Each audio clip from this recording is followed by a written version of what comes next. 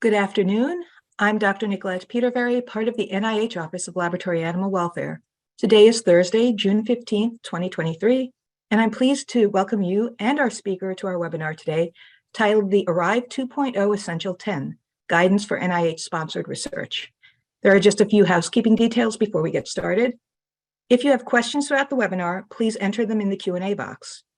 The Q&A box does allow questions to be submitted anonymously, and the chat will also be enabled for this webinar. Dr. Reynolds will be taking questions at the end of the webinar, and if the question is a little more nuanced or context-specific, we'll forward the question to her after the webinar, and then we'll append the question and answer to the end of the transcript. We'll monitor the chat as best we can, and we encourage you to use it to interact with us and with other participants.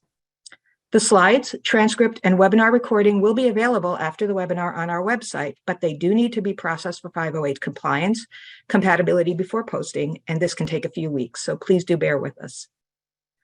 Okay, and now let's get started with an introduction for Dr. Reynolds.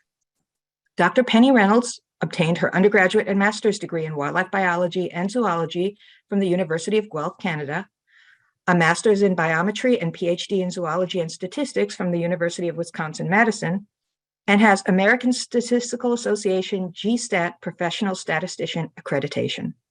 At the University of Florida, she is an assistant professor of anesthesiology in the College of Medicine and is a member of the IACUC.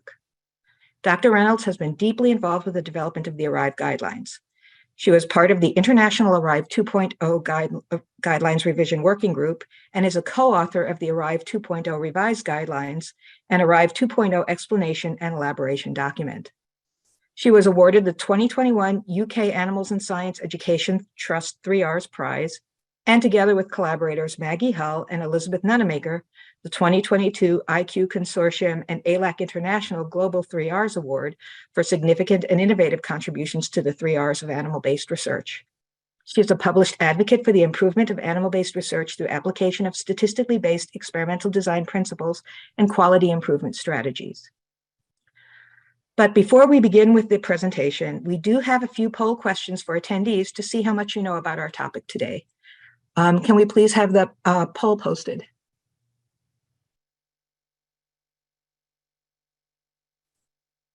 So go ahead and answer the poll questions, and once we have enough answers in, we will see the results.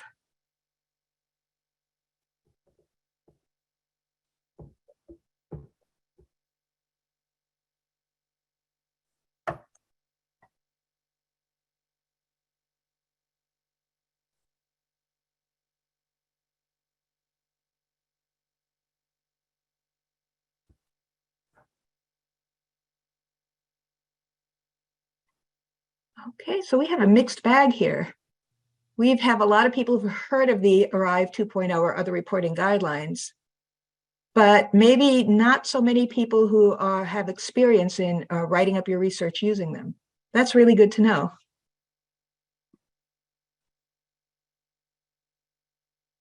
And then about the journals.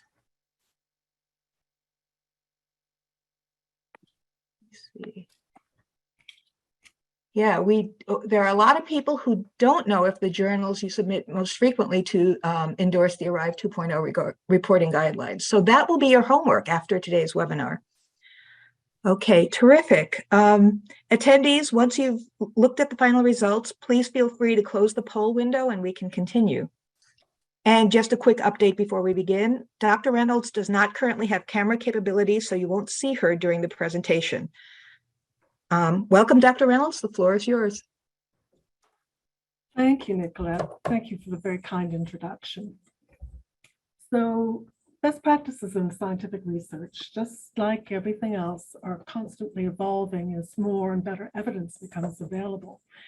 So that means that the norms and standards for what constitutes quality research are also changing, and what might have been appropriate a few years ago probably won't meet expectations today. The problem for most of us is that it's really hard to keep up with all of these changes.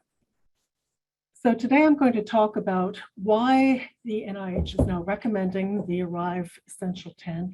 I will explain why it's now a feature and why it's so important to them, and why it should be important to you as well.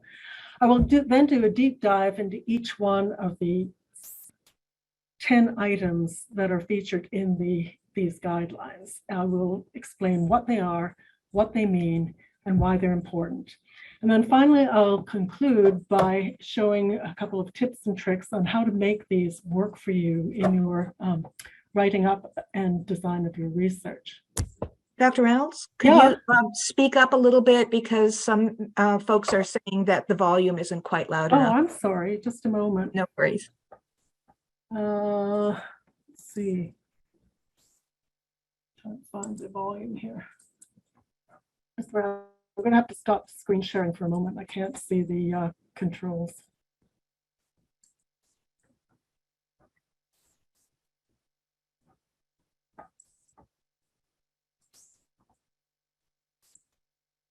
Oh, I see. That was the problem there.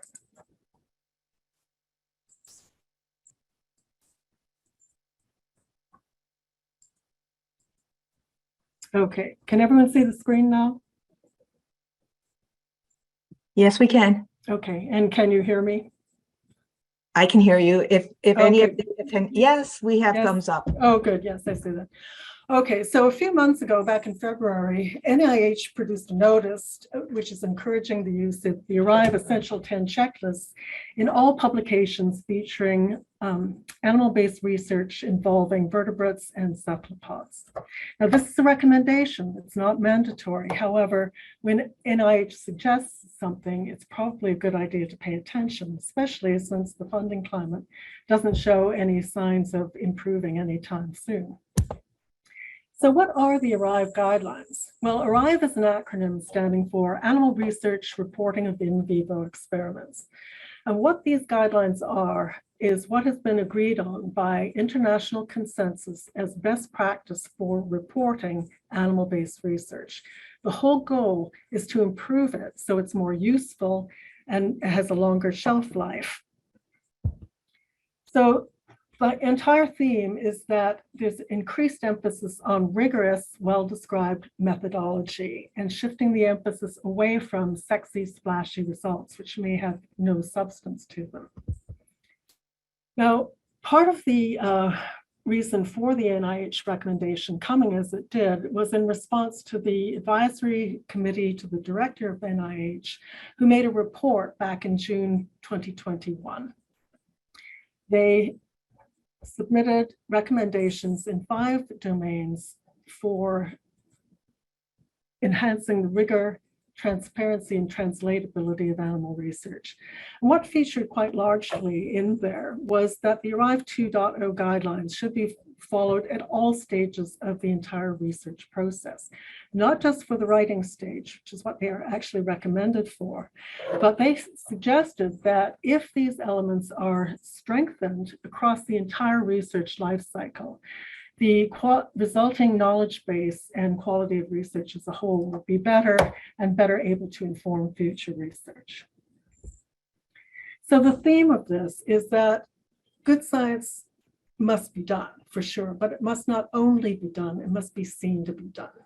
So high quality science is both valid and reliable. And the only way to ensure that is to have sound methodology. Methodological elements are good experimental design, minimization of bias, appropriate, well-conducted statistical methods, and reporting which is clear, thorough, and honest. So why is it necessary? Well, unfortunately, it's because the vast majority of papers published, even recently, do not report even the most basic items necessary to assess the quality of the research. And probably the best example of this was a massive text mining study by Menke et al. Came out several years ago, where they did text mining on over 1.5 million papers. Of those, over 51,000 specifically reported details for animal-based studies in 1 year. And what they found was actually rather appalling, because there were major reporting gaps for all items which are most relevant to study quality. Randomization, blinding, and even sample size and sample size justification, as you can see, were very poorly reported, mostly under 30%. And even things incredibly basic, like what the test animal actually was, in a way that could be, its identifiability could be verified, and the sex of animals were far below 100% reporting compliance. So obviously, work needs to be done. Why these are reproducibility issues is for three reasons. First of all, poor reporting is a proxy for poor experimental design and conduct. Now, it could be argued, and has been argued, well, just because something isn't written down doesn't mean that it wasn't done. However, there have been several studies, of which the McLeod et al. Study that came out in 2015 was probably the most rigorous, would suggest that no, there is truth in the old adage that if it's not written down, it didn't happen. That studies that did not report doing a proper experimental design or conducting the experiment properly didn't do it.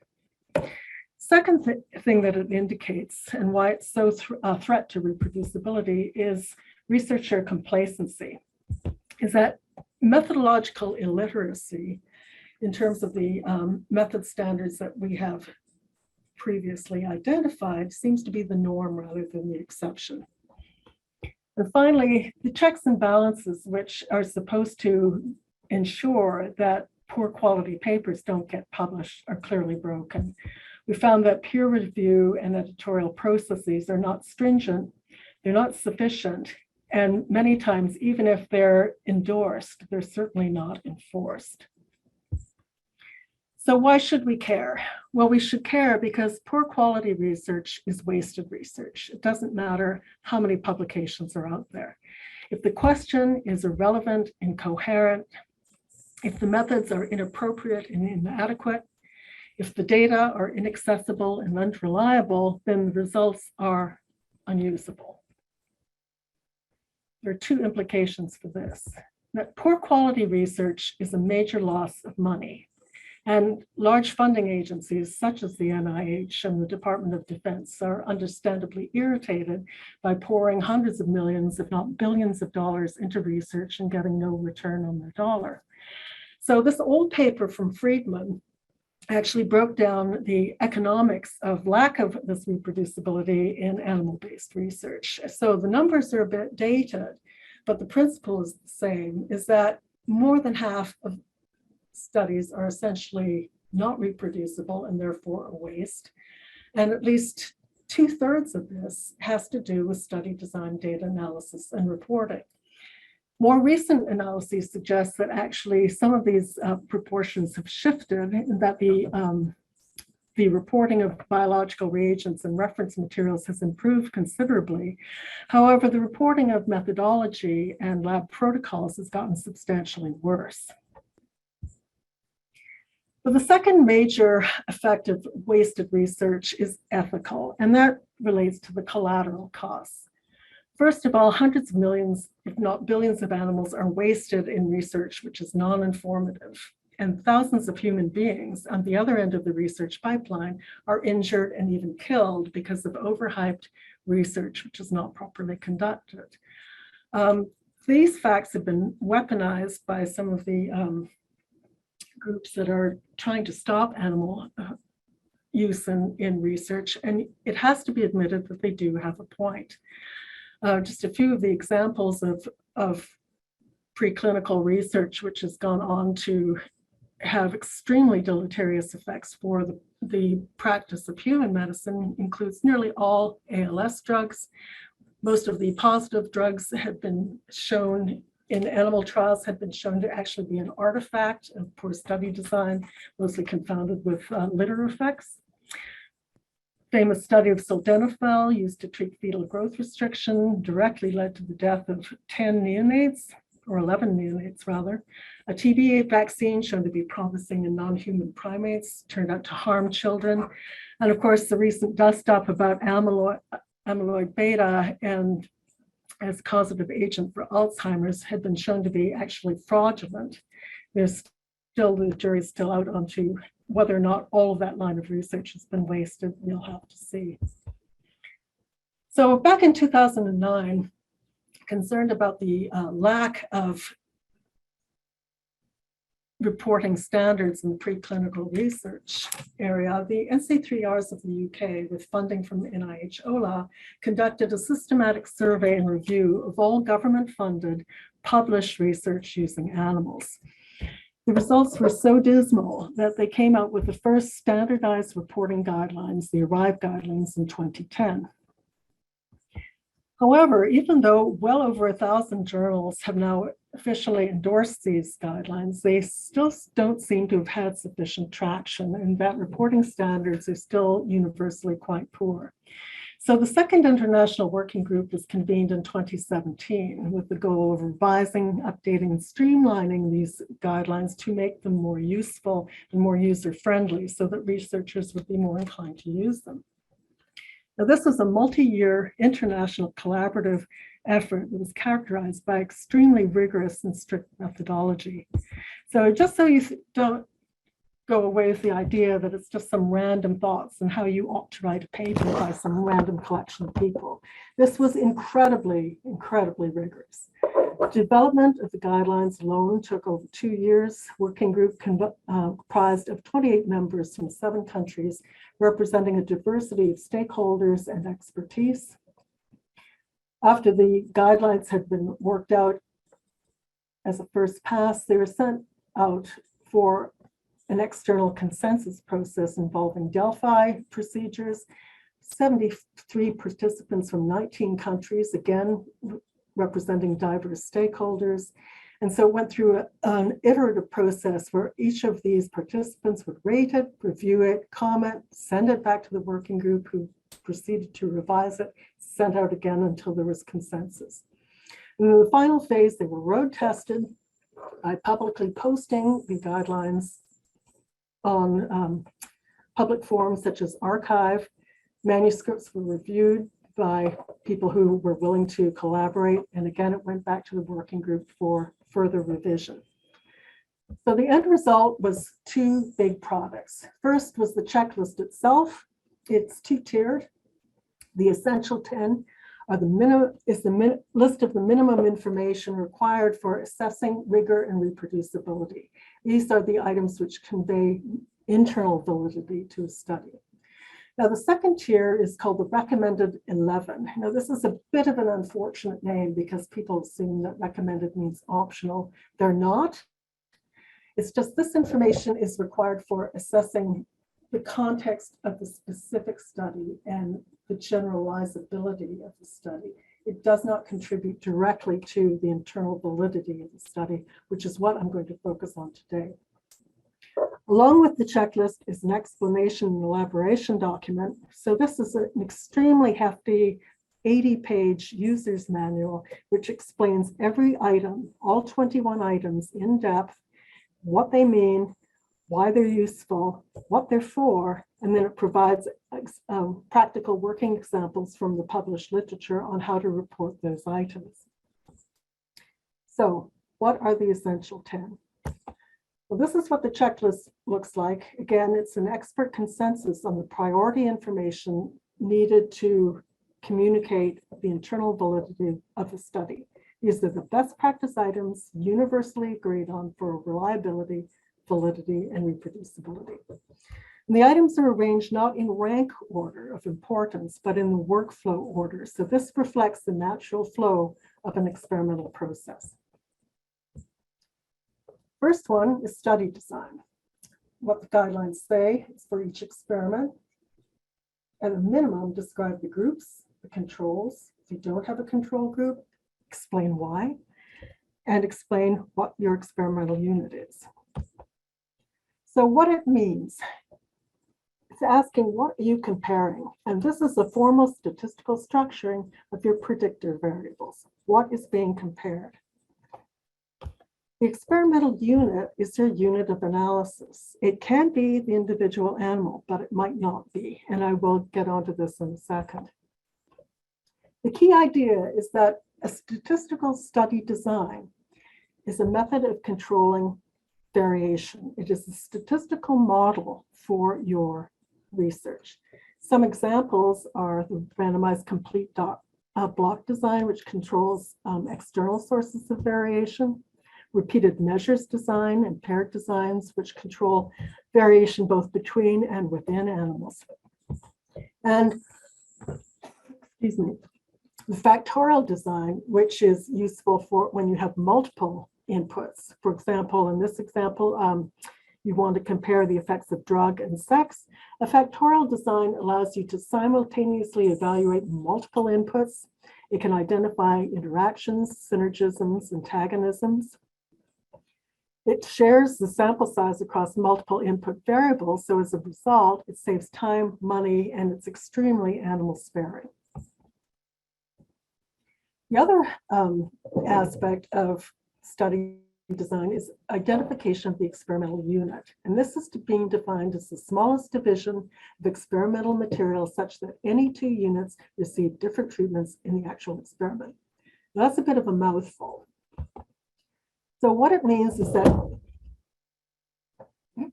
what is the smallest amount of which can receive a complete intervention?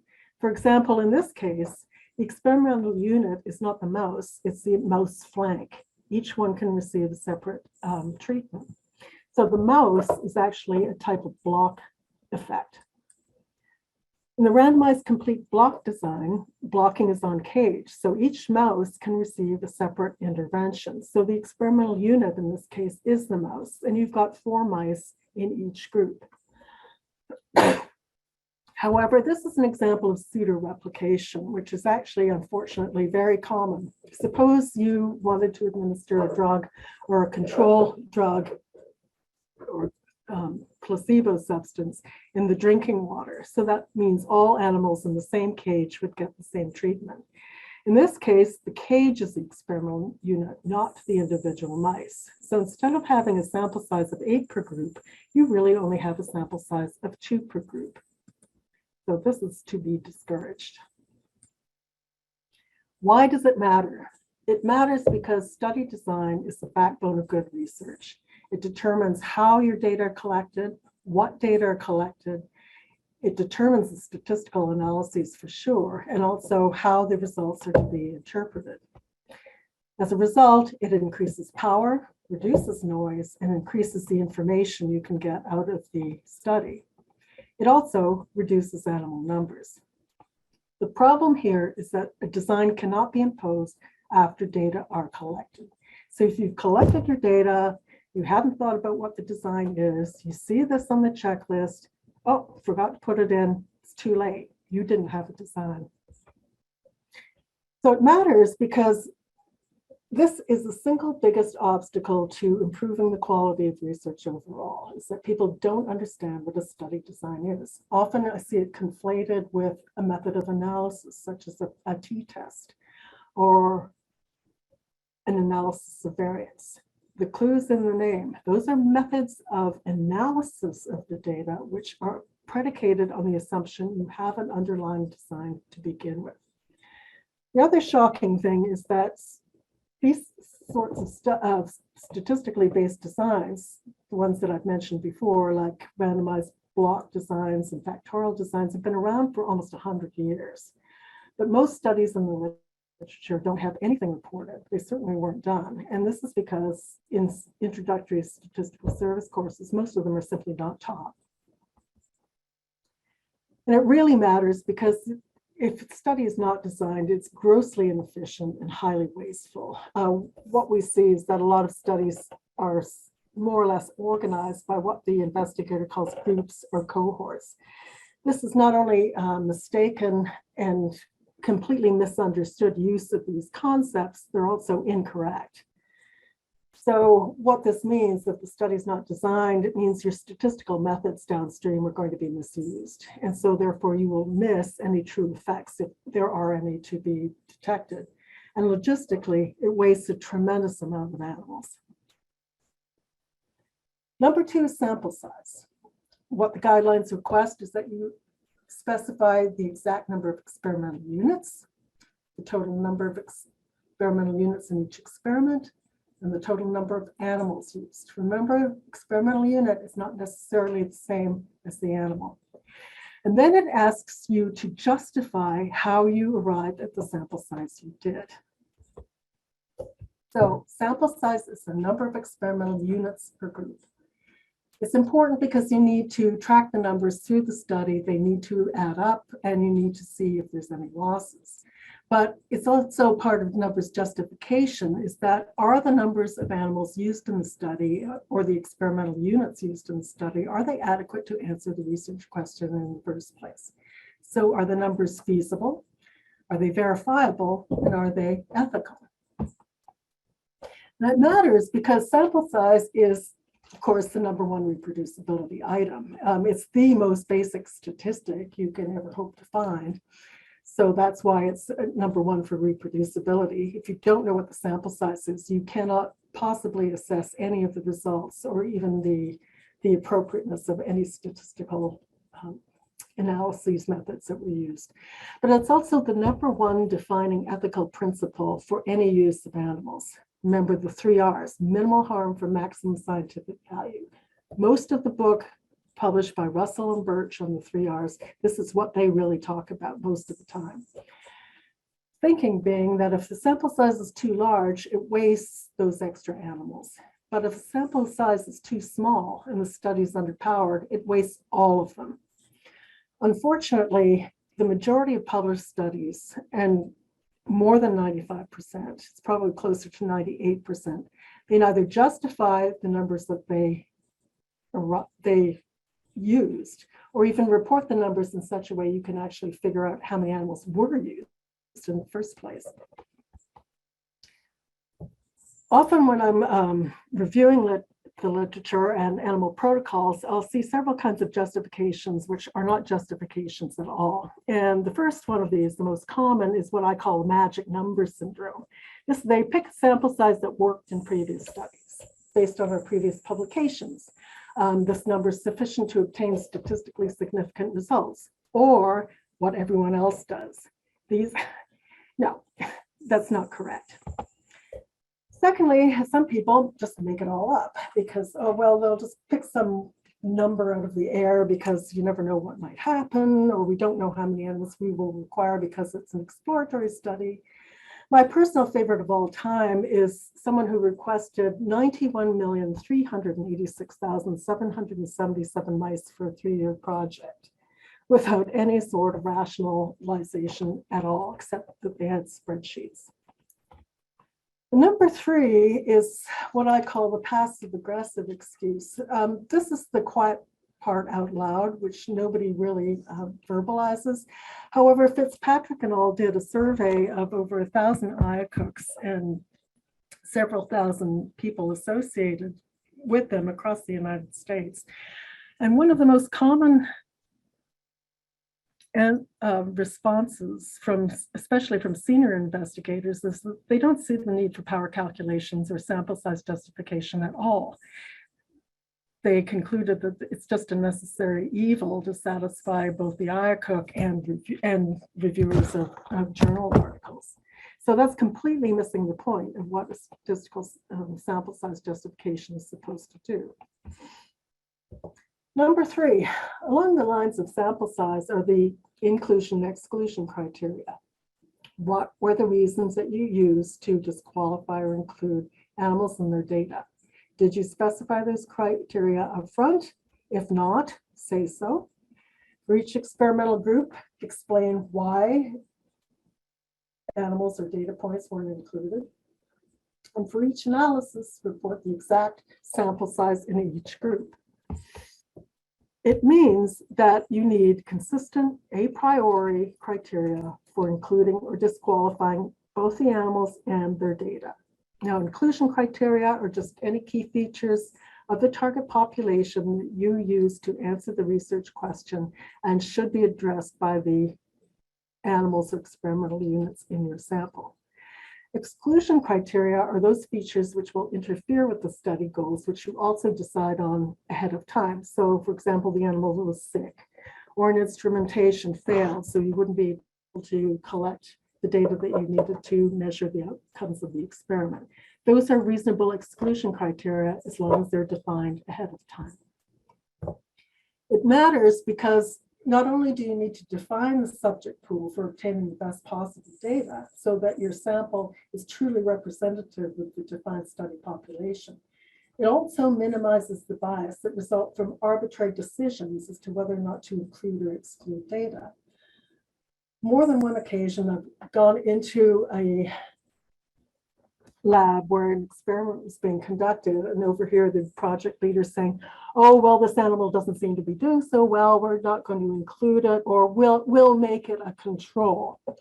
That's cherry picking data and results. It's dishonest, it is borderline unethical, and it is beginning to skirt research misconduct, which is kind of harsh. But at the very best, all you're doing is producing a highly biased and non-representative set of results. Number 4 is randomization. In the checklist, it says, did you use it? If it was, describe how you did it. What's the method?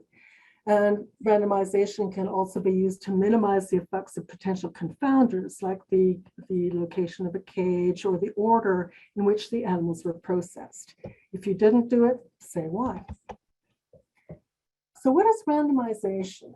This is probably the statistical term that is most confused and most conflated with layperson's definitions of the term. Random does not mean haphazard, ad hoc, unplanned. It doesn't mean you just sort of arbitrarily pick a cage and arbitrarily yank a mouse out of the cage by the tail and say that's random. No, it's a formal technical process based on a method of probability and assessment of assigning your interventions to the experimental units. It's also a probabilistic-based method of assigning order to the process. The best way of doing it is by a computer algorithm because it's unbiased, and also you can use it to provide an audit trail for your methods. So you need to explain what the method is and the particular algorithm that you used. Many programs such as R and SAS will provide randomization schedules for you. It matters because randomization is the #1 item for validity. If sample size is the #1 element for reproducibility, this is the one for validity. Randomization minimizes systematic bias, and that's what you'll see most often cited in the literature. What people don't understand is that most of the basic statistical hypothesis tests are predicated on the fundamental assumption that randomization was performed. If it's not performed, your statistical hypothesis tests are actually invalid. You really don't know what it is that your results are being compared to. And there are no good reasons not to randomize. Most of the time when I'm chatting to people after the fact and they finally let on they haven't randomized, it's because they didn't know. Well, that's really not a good enough reason. All of the basic statistical hypothesis tests that are in textbooks explicitly state that there has to be random allocation underlying the test to make it valid. Sorry, I'm losing my voice a bit. Number 5 is blinding. This is a question of logistics. Who was aware of group allocation when? During the allocation of interventions to the experimental units, during the conduct of the experiment, during assessment of your results, and during the data analysis.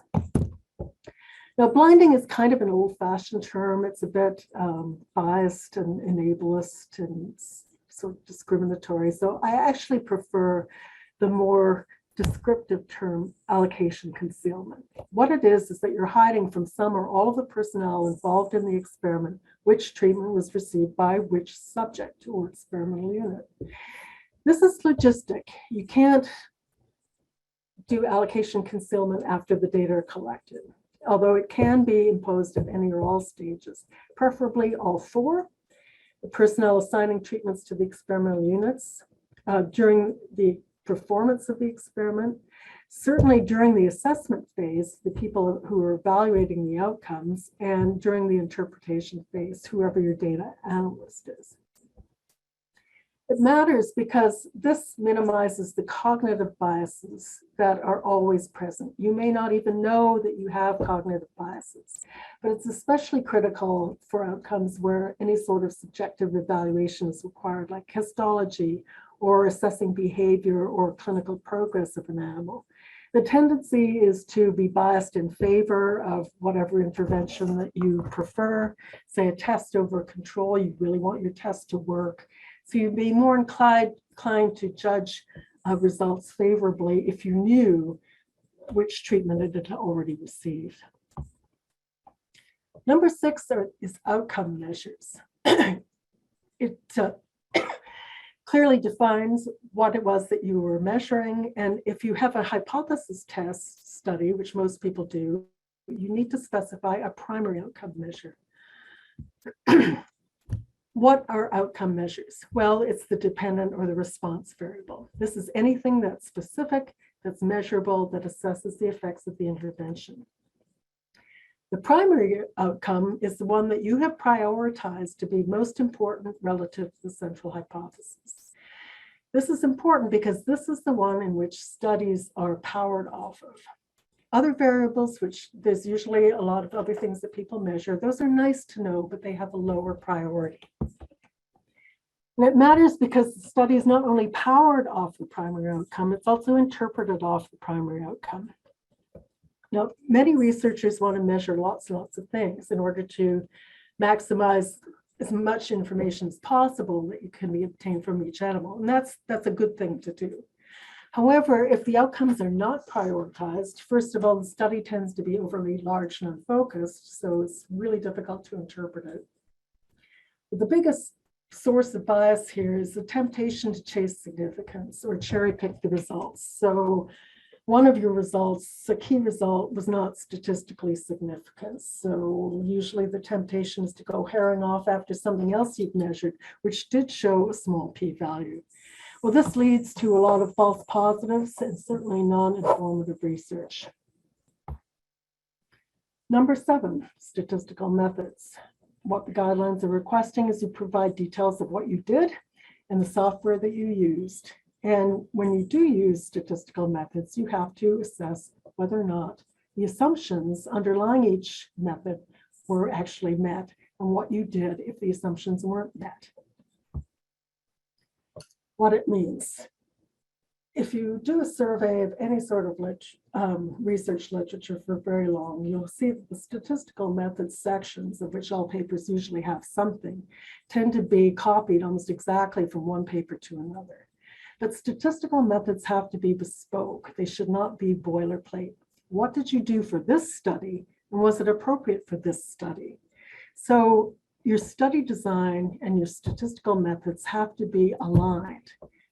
Methods will be dictated by the hypotheses you wish to test. The methods follow from the study design and the variables that were measured. And it should go without saying, although people don't seem to know this, is that statistical methods should also be best practice. A lot of the things that I see haven't really changed much for about 80 to 100 years. There are numerous statistical methods out there now which are actually much better, easier to use, and will enable you to get much more information out of your data. However, with a couple of colleagues, I've done several surveys in different research domains and multiple animals for close to about 1,000 papers. That's what these data represent. And I find that analyses are definitely not bespoke. Most people tend to prefer t-tests because they do lots of two-group comparisons. Rat and swine people tend to use mostly one-way ANOVA. Were the methods appropriate? Virtually nobody's were. Nobody specified a design. Hardly anyone ever reported sample size. Between 75 and 90% of studies of the studies surveyed reported time dependencies in their data. So they're actually looking at repeated measures over the same animal, but almost nobody accounted for them. Almost 90% were trying to measure multiple factors simultaneously, but nobody accounted for those. And almost everyone, well, everybody, 100% reported p-values that were both orphaned. That means they had no statistical context, and they were inexact. They were less than 0.05, less than 0.01. It matters because your statistical methods have to be valid, and these are essential for interpreting what your results mean. However, what's been found by numerous other statisticians is that most of these errors that are made in the published literature are serious enough to completely invalidate results. And moreover, the errors are not because of advanced mathematics, because everything is too difficult to understand. They're in the most basic, most fundamental application of methods that are taught. Number 8, experimental animals. Details of the animals used, which are appropriate for the species. Species, strain, substrain, sex, age, weight, if relevant, and then provide information on their provenance. So what this means is that you have to describe who is in the study. What are their characteristics? There's two domains here, what veterinarians call the signalment.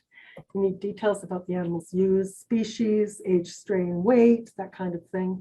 But also you need verifiable identification as to the source.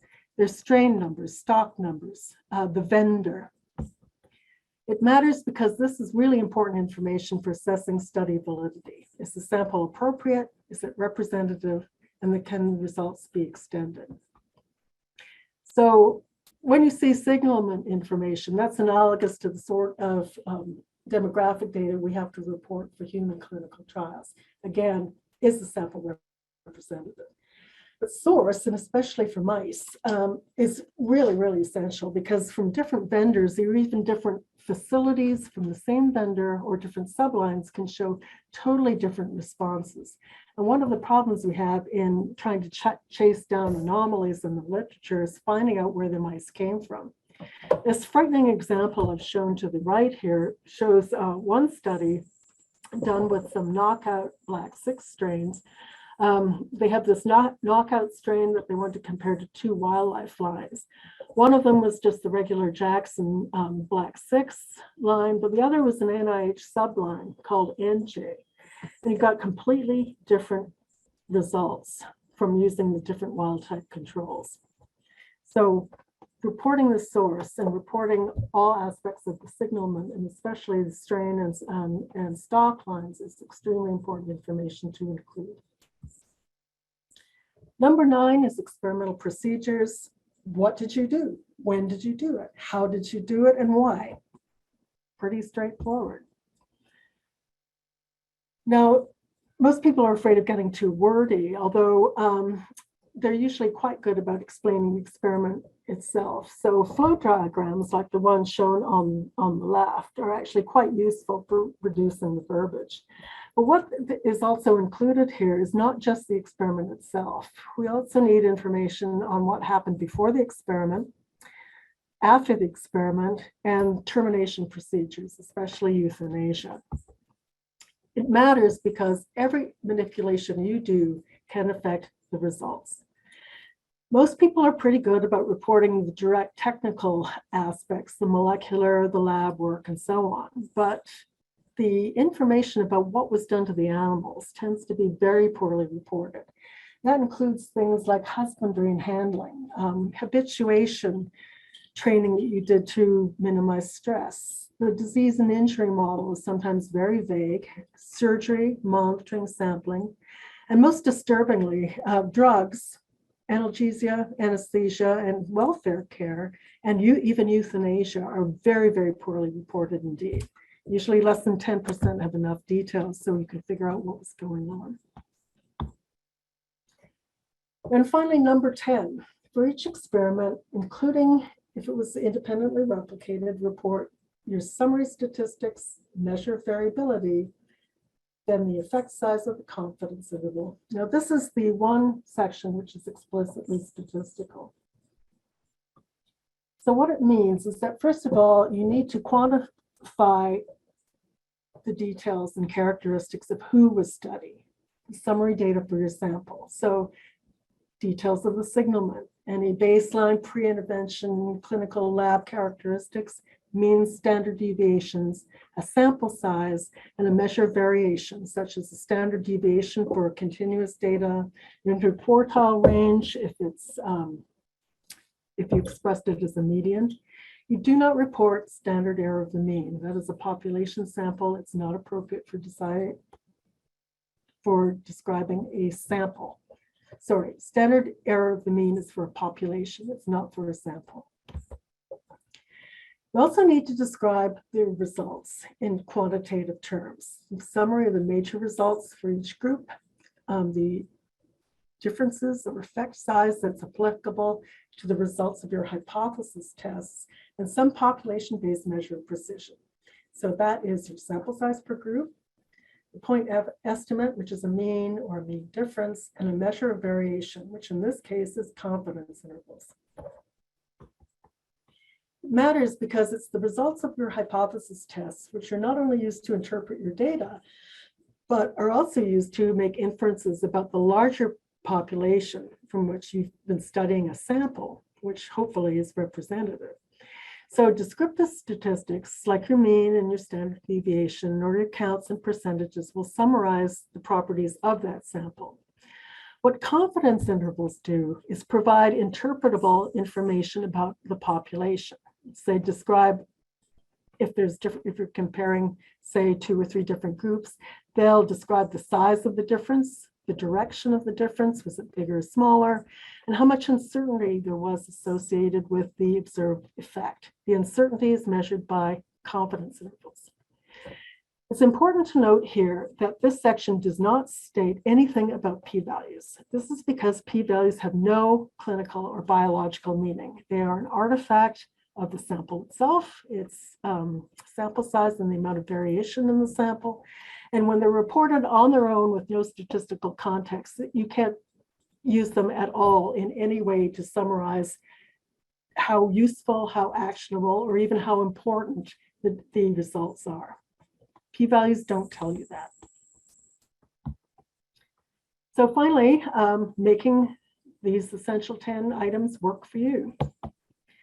Well, as the ACD report suggested, ARRIVE can be used at any stage in the research cycle, not just in writing up your results. It can be used to design experiments, to identify and record information that you might otherwise have missed, to report all the information in your manuscript, but you can prioritize and organize lots of complex information. And as a review, make sure that all the information has been included not only in your manuscript, but also in other manuscripts you may be given as part of your external peer review duties. So during planning, you can build quality into your study right up front before the study even begins, because it takes the guesswork out of determining what you need to include for a high quality study. You can't report what wasn't done, obviously, but if it's left out, and there's a lot left out, that's not a good look. During the writing of the manuscript itself, it takes the guesswork, as I said previously, out of organizing all this information you might have generated and prioritizing the most important ones. So this, by identifying the items that are most associated with reliability, validity, and reproducibility, makes your papers and grants much easier to write and much easier to review. And it should be noted that if you've planned these items into your study from the get-go and you report them accordingly, the study will be more likely to be flagged up as high quality and is more likely to be funded and published. Number 3, after publication, it gives it a much longer shelf life. Hopefully the data shouldn't end with just succeeding in getting a paper published and then having nobody use it ever again. What you want is that data that actually can contribute to databases and contribute to systematic reviews because it's high quality and it's reported in enough detail so that other people can use it.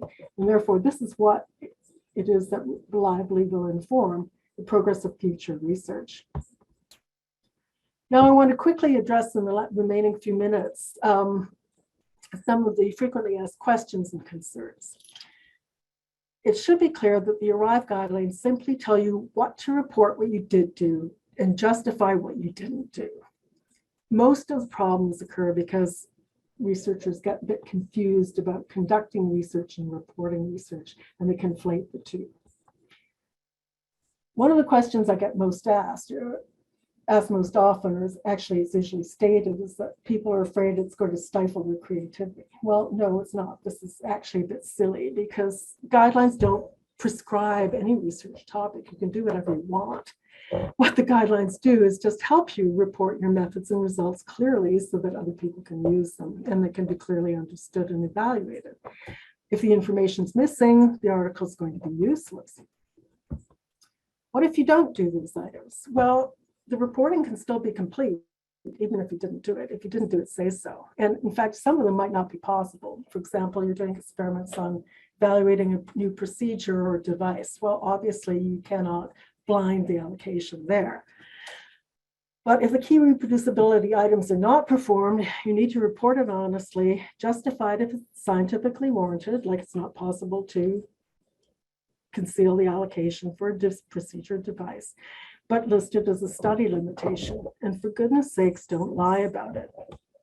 If you didn't do it because you didn't do it, you have to say you didn't do it, but don't try to make something up. This one is the quiet part spoken out loud, which a few researchers have been unwise enough to say to me, but what if I just say that I did it anyways? Well, this is certainly questionable research practice, and research misconduct is a continuum. And if you persist in engaging in bad practices, well, that will lead to misconduct. At the very, very best, what this is communicating is that it's too much bother to find out and incorporate best practices. So it could be judged as being irresponsible and even negligent. However, if you deliberately misrepresent and distort what you've done to make it look better than it is, that's scientific fraud. This is a very serious thing. You're a bad person.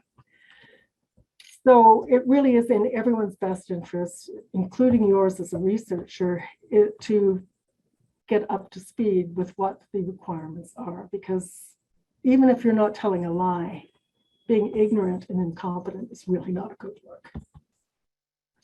So some examples of people who tried to do this, just say I did it without really doing it, comes up in these various red flag items which show up in published research. For example, experiments were performed according to the National Health Guidelines and ARRIVE guidelines. The animal experimental protocol was in accord with the ARRIVE guidelines. Experiments were conducted in compliance with the ARRIVE guidelines. No, ARRIVE is for disclosure. Remember, it doesn't tell you what to do. It's not for study-specific conduct. It doesn't dictate experimental protocols. It doesn't mandate experimental protocols. This is the second type of red flag claim I've seen. We followed ARRIVE guidelines for the care of animals. All efforts were made to minimize the number of animals used in suffering animals in accordance with the ARRIVE guidelines. This protocol was performed in accordance with the Welfare Act, the guide, and the ARRIVE guidelines. No, ARRIVE is not a statement of compliance with ethical care and use standards. And in fact, I went back to each of these papers, and not a single one of them actually had a verifiable ethical animal care and use protocol number assigned with it. So they couldn't even be verified. So I did another informal test of one journal articles in the last 7 or 8 months where they explicitly claimed that they had complied with the ARRIVE guidelines. 6 out of 9 of them said it was procedural. 2 out of 9 of them said it was an ethical oversight. 1 correctly said that their article was reported in accordance with the guidelines, which was correct. And 2 of them even provided checklists. However, when I looked through all of them, not a single one had identified a design, or even only 2 even identified the groups that were studied. Only 3 clearly identified a sample size that could be verifiable. Nobody justified it. 5 claimed that randomization was performed, but none of them provided method. And astoundingly, 2 of the checklists marked that item as non-applicable, except they'd used hypothesis tests. So that was clearly incorrect. Randomization is applicable. They probably just didn't do it and marked it as not NA. Outcomes. Nobody identified any of all the things they measured. That had to be figured out from looking at figures and tables. No one identified a primary outcome. And again, in checklists, when they said, was the primary outcome identified, they marked that as not applicable. 9 people used statistical methods, none of which were appropriate. And everybody reported orphan inexact p-values, and all of them reported a positive study. That means they found a statistically significant difference in favor of their test intervention over a control. So that was quite disturbing and depressing. So in conclusion, what this is all telling us is that to incorporate the essential 10 into your research means it's not going to be business as usual, either for researchers ourselves or for the people who review them. Researchers are going to have to get new skills, and the biggest single one is experimental design. They will certainly need to learn more relevant and updated statistical analysis methods, but to be totally fair, this is really not anybody's fault. Where I place the blame is on introductory statistical service courses, which don't have very good relevant instruction and certainly not up to date. So what researchers can certainly do is pressure people who are offering these courses to make instruction in methods that they need, which will actually address their research needs. And secondly, grant and journal reviewers have to do their due diligence. We can't just read and evaluate either grants or papers because of splashy, sexy, flashy research. We need to prioritize sound methodology over small p-values.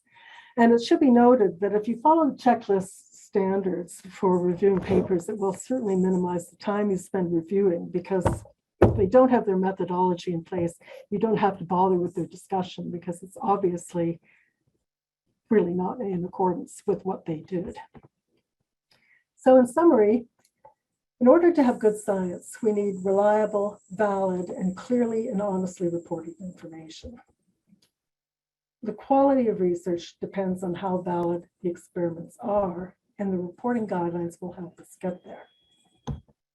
So if you know what the essentials are for good reporting, you use the checklists and you use the explanation and elaboration document, these will enable you to build in quality from the very beginning of the study before you start even collecting data or use animals.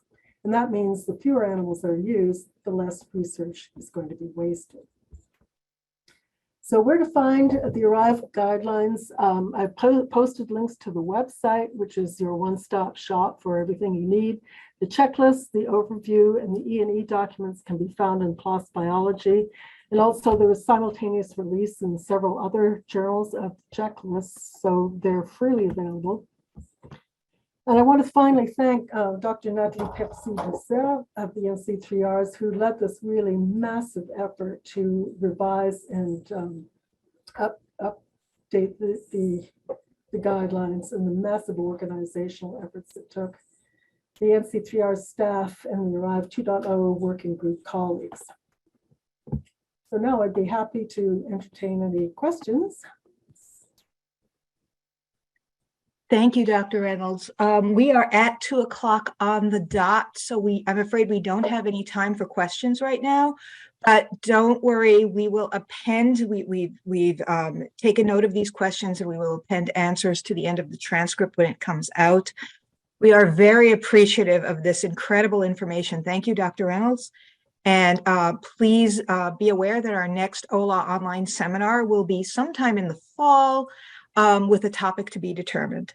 Thanks very much for attending. I apologize that we have to cut it early, but there are other events being scheduled right now, so we will see you at the next one. Thanks very much. Bye-bye.